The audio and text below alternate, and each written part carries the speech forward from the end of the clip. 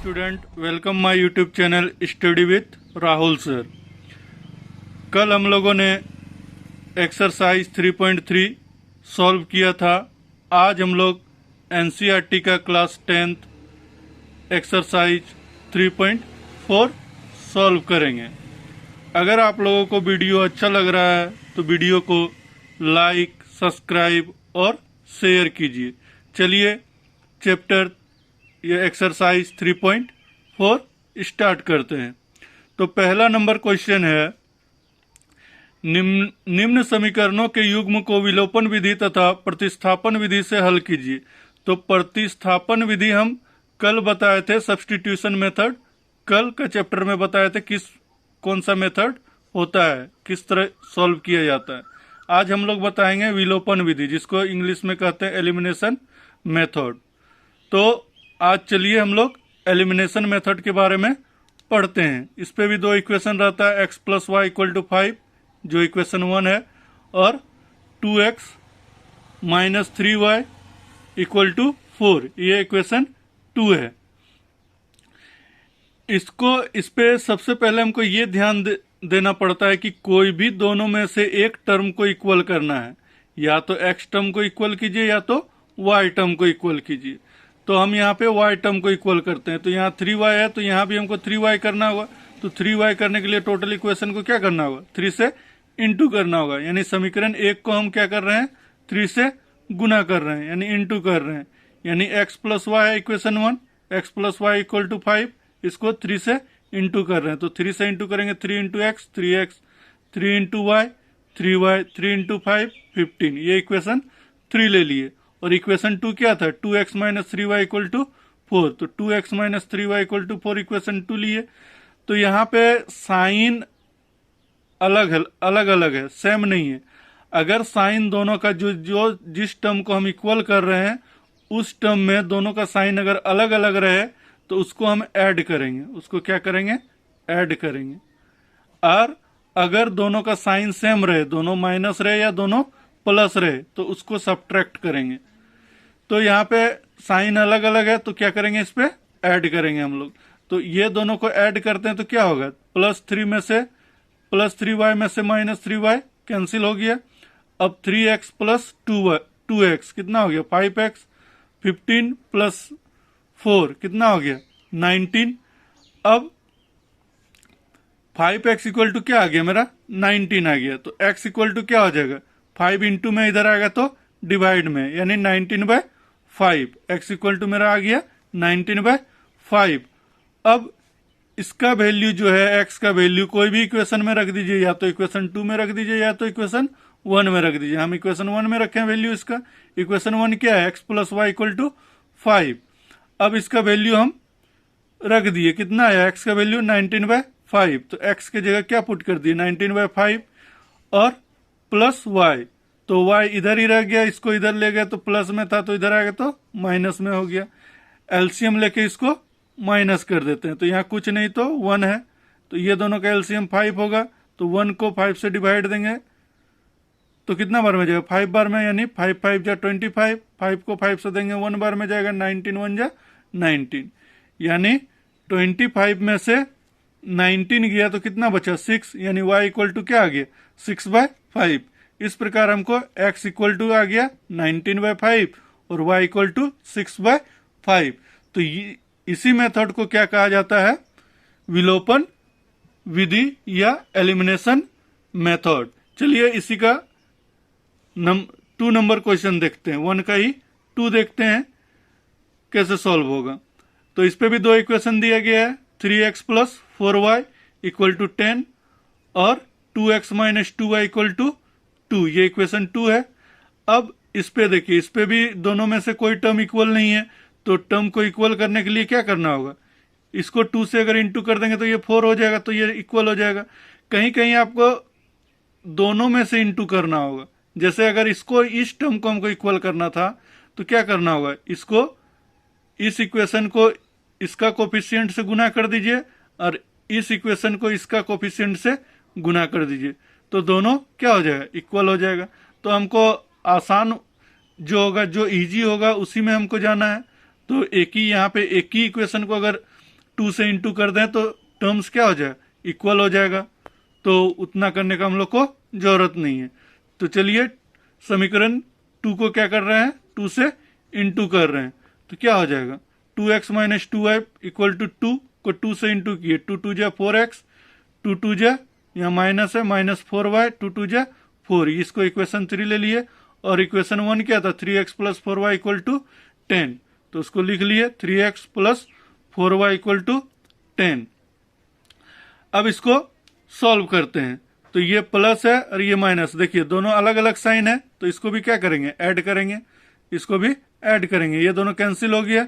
अब 4x plus 3x कितना हो गया, 7x, और 10 प्लस 4 14, तो x इक्वल टू क्या हो गया, 14/7, 7 से कट करेंगे, 2 बार में कट जाएगा, कितना आ गया, x इक्वल टू 2 आ गया। अब x का वैल्यू कोई भी इक्वेशन में रख दीजिए, x का वैल्यू, x का मान समीकरण 1 में रखते हैं हम लोग।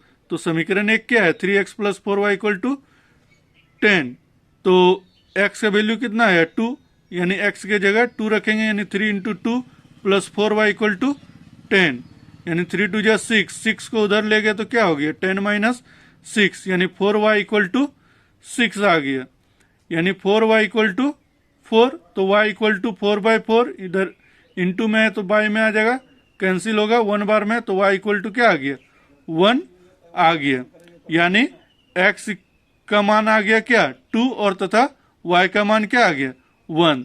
तो यही जो मेथड है इसी को एलिमिनेशन मेथड कहते हैं या फिर विलोपन विधि कहा जाता है।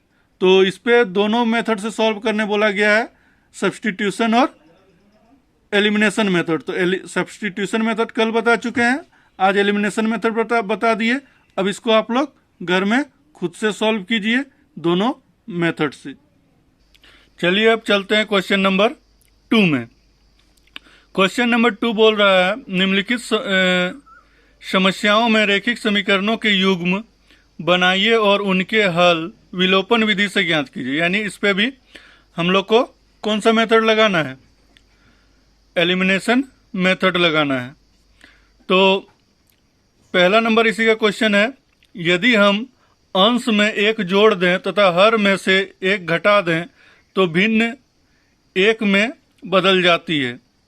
यदि हर में 1 जोड़ दें तो यह 1/2 हो जाती है, वह भिन्न क्या है।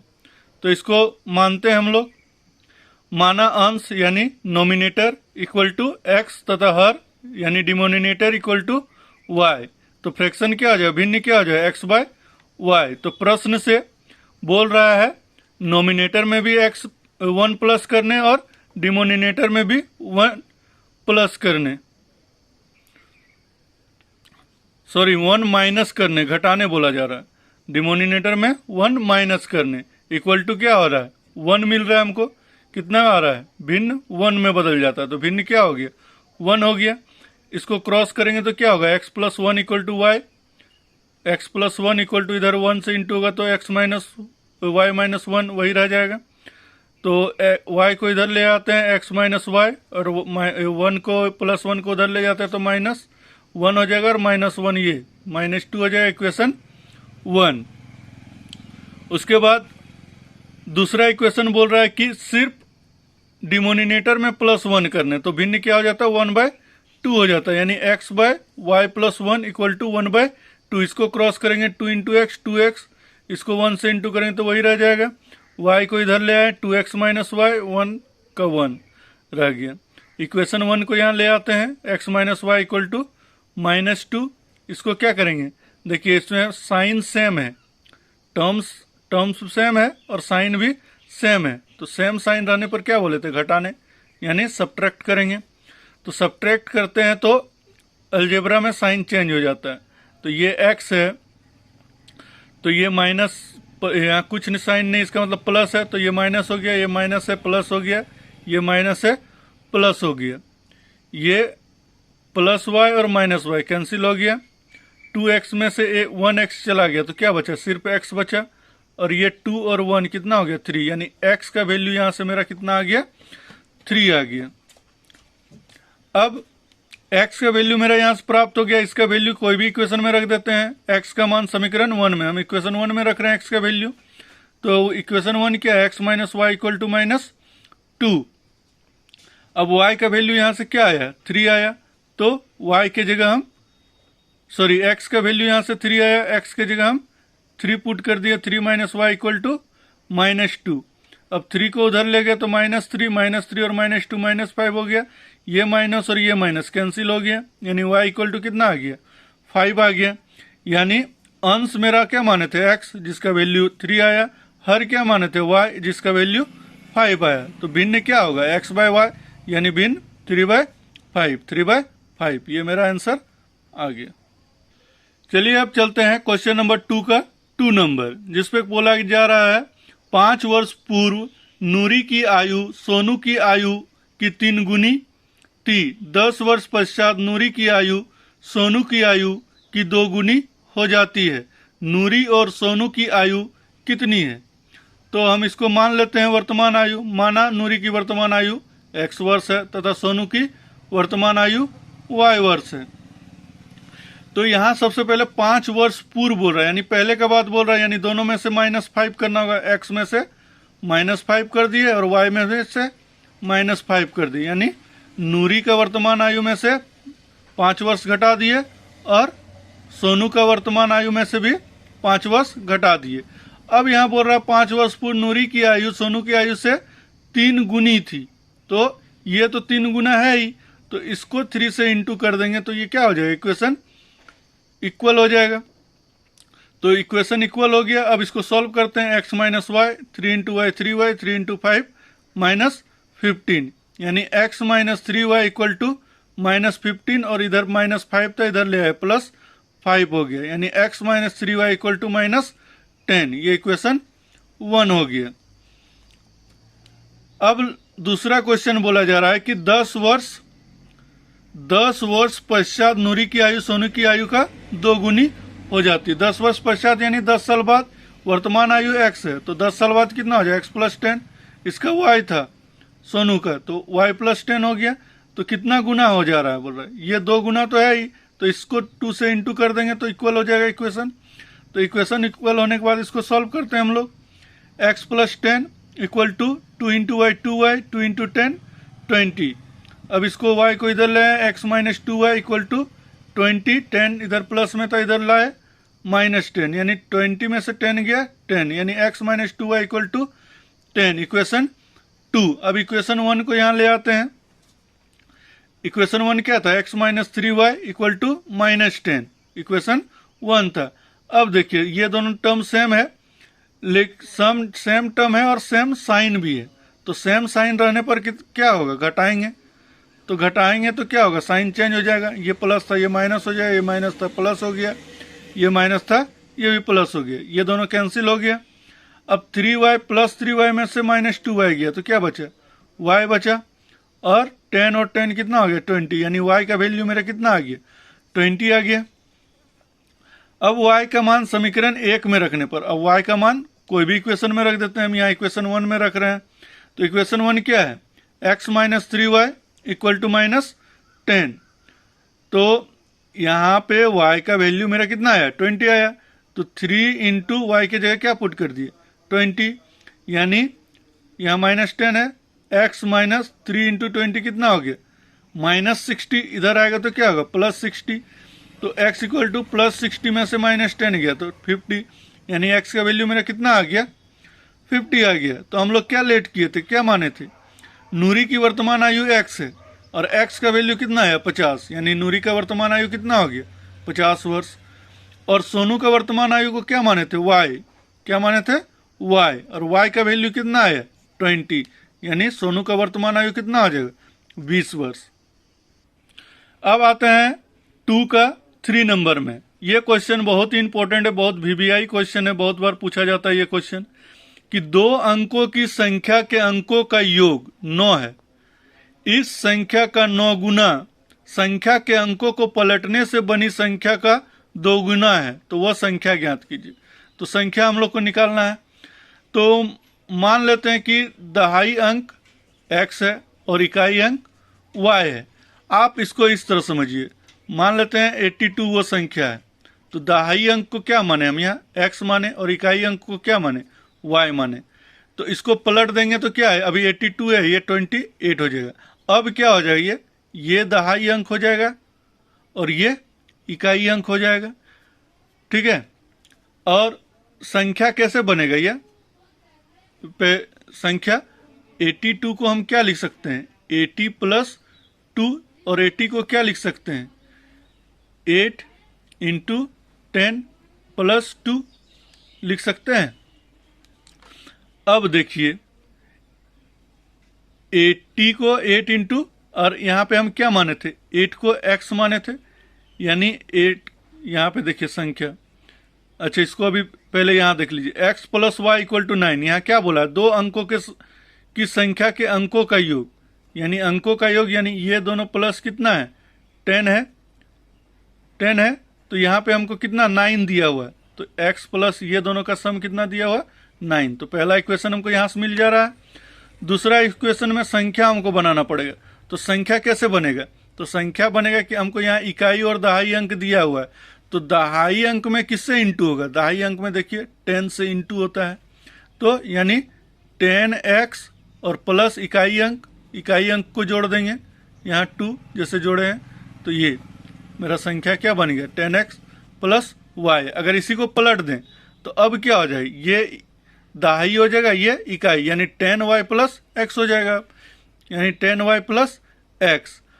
अब यहाँ बोल रहा है इस कि संख्या का 9 गुना संख्या के अंक को पलटने से बनी संख्या का 2 गुना है, तो उसका 9 गुना संख्या का और संख्या को पलटने से बनी संख्या का कितना है 2 गुना है। अब इसको सॉल्व करते हैं, 9 into 10 90x, 9 into Y 9y, 2 into 10 20y, 2 into x 2x। अब इधर ले आते हैं तो 20y इधर आया तो माइनस 20y हो गया, 2x प्लस में इधर आया माइनस 2x हो गया, 90x में 2x गया 88x, और 9y में से माइनस 20y गया माइनस 11y, इस पे से 11 कॉमन आ गया तो क्या बच गया 8x, और यहाँ से 11 आ गया तो y बच गया, 11 को उधर भेज दिया तो 0/11 इक्वल टू क्या होगा 0।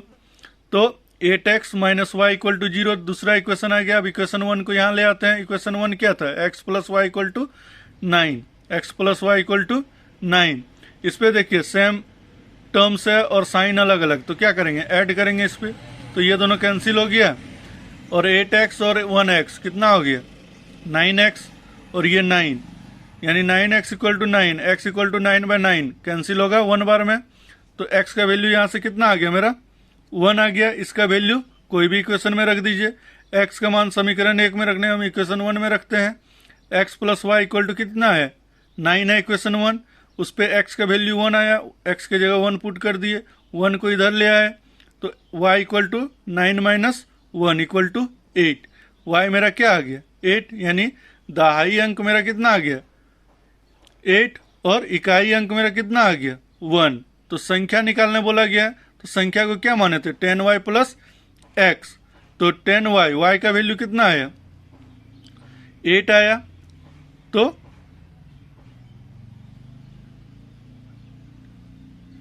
यहाँ संख्या हमको क्या निकालने बोला गया, संख्या कितना 10x प्लस वाई, सॉरी यहाँ गलत ले लिए, यहाँ क्या हो जाएगा 10x प्लस वाई, तो x का वैल्यू यहाँ कितना आया, x का वैल्यू 1 आया, तो x के जगह 1 पुट करेंगे, यानी 10 इंटू 1 10 हो गया, और y का वैल्यू कितना आया 8 आया, 8 यहाँ प्लस कर देंगे यानी 18 आ गया, वह संख्या मेरा कितना हो जाएगा 18 हो जाएगा। अब आते हैं 2 का क्वेश्चन नंबर 4 में। यहाँ पे बोला जा रहा है मीना 2000 रुपये निकालने के लिए एक बैंक गई, उसने खजांची यानी कैशियर से 50 रुपये तथा 100 रुपये के नोट देने के लिए कहा, तो उसको कितना का नोट चाहिए 50 और 100 का ही, 2000 जो रुपीस टोटल चाहिए उसको, उस पे से 50 रुपये का नोट चाहिए और 100 रुपये का नोट चाहिए। मीना ने कुल 25 नोट प्राप्त किए, ज्ञात कीजिए कि उसने 50 रुपये और 100 रुपये के कितने नोट प्राप्त किए। तो अभी तो हमको मालूम नहीं है कितना नोट प्राप्त किया, तो उसको हम लेट कर लेते हैं। माना 50 रुपए के नोटों की संख्या x है और 100 रुपए के नोटों की संख्या y है। तो यहाँ पे बोला जा रहा है 50 रुपए और 100 रुपए के नोट वो ले रही है। तो यहाँ नोटों की संख्या क्या है, 50 रुपए का x है, तो नोट का वैल्यू क्या हो जाएगा। अगर वो x नोट ले रही है 50 रुपए का, तो उसका वैल्यू क्या हो जाएगा 50x। और 100 रुपए का y नोट ले रही है, यानी मान लेते हैं 4 नोट ले रही है y रुपए का, तो 100 रुपए का वैल्यू कितना हो जाएगा, 400 रुपए हो जाएगा ना। तो यहाँ 100 रुपए यानी 100 इंटू वाई 100y हो जाएगा, यानी 50x plus 100y, total value कितना निकाल रही हो 2000। तो 2000 यहाँ हो गया, तो इस पे से 50 कॉमन आ जाएगा, 50 कॉमन ले लिए, तो x plus 2y equal to 2000, 50 को उधर भेज दिए तो 2000/50 हो गया। तो 0 0 कैंसिल हो गया और 5 से 20 को कट करेंगे तो 4 बार में ये 0 आ गया। तो यहाँ से कितना आ जाता है, मेरा इक्वेशन क्या आ जाता है, x plus 2y equal to 40, ये इक्वेशन 1 आ जाता है।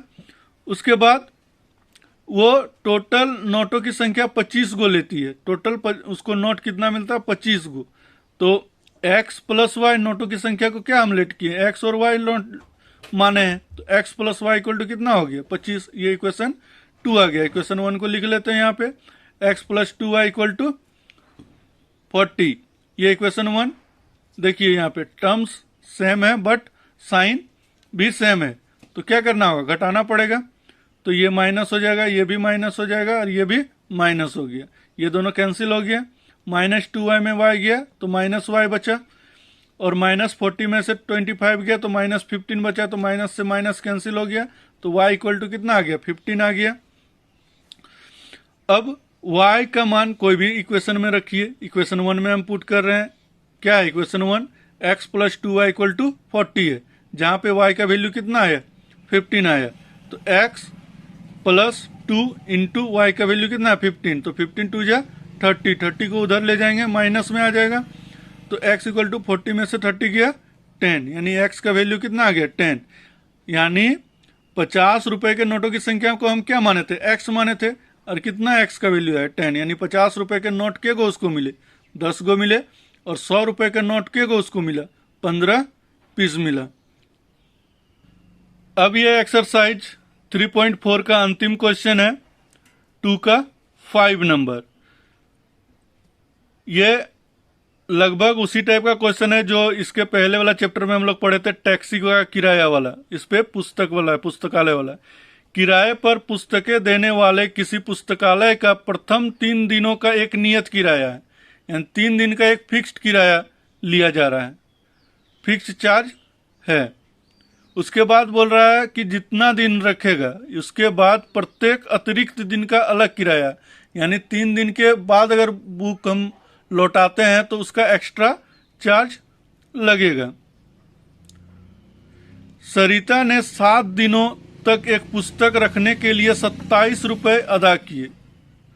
7 दिन तक रखती है तो उसको टोटल पे करना पड़ता है 27 रुपीज, जबकि सुशी ने एक पुस्तक 5 दिनों तक रखने के लिए 21 रुपए अदा किए। और सुशी 5 दिन तक रखती है तो उसको कितना पे करना पड़ता है 21 रुपीज। नियत किराया तथा प्रत्येक अतिरिक्त दिन का किराया ज्ञात कीजिए।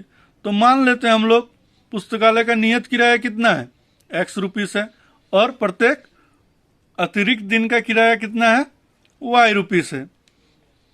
तो प्रश्न से देखते हैं हम लोग क्या बोल रहा है कि सरिता जो है वो कितना दिन के लिए लेती है 7 दिन के लिए। तो 7 दिन में तो 3 दिन का फिक्स्ड किराया है, तो 7 दिन में से 3 दिन चला गया तो कितना बचा 4 दिन, तो 4 दिन का ही उसको अतिरिक्त किराया लगेगा ना।